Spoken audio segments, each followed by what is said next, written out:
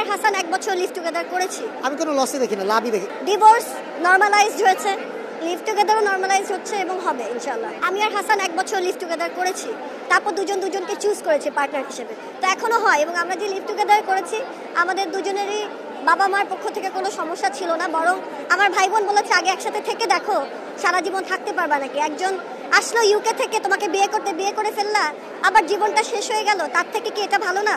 দুজনকে দেখে নাও। তো আমরা দুজনকে দেখে তারপরে বিয়ে করেছি।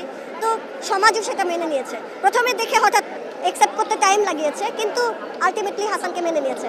তো আমার মনে হয় আমাদের সমাজও পরিবর্তন হচ্ছে, ডিভোর্স নরমালাইজড হয়েছে, লিভ টুগেদারও নরমালাইজ হচ্ছে এবং হবে ইনশাআল্লাহ। যেই মসজিদটাতে আমাদের বিয়ে হয়েছে মহাখালীতে, ওই মসজিদটাতে আমি আমার বন্ধুর বিয়ে খেতে গিয়েছিলাম।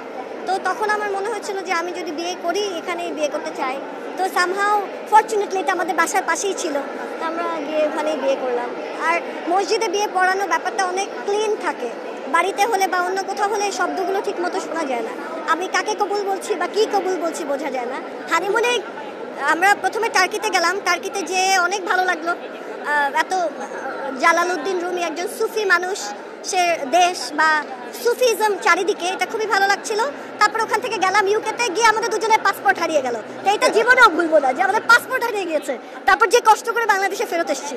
আর আমি বলবো, আমি হাসানকে চুজ করা বা হাসান আমাকে চুজ করার থেকে বড় কথা, সৃষ্টিকর্তা আমাদের দুজনের জন্য চুজ করে দিয়েছে। কারণ ওর বাংলাদেশে থাকার কথা না, আমার সাথে দেখা হওয়ার কথা না, আমার বিয়ে করার কথা না, এই সবই যখন ঘটেছে আসলে উপরওয়ালার ইচ্ছা।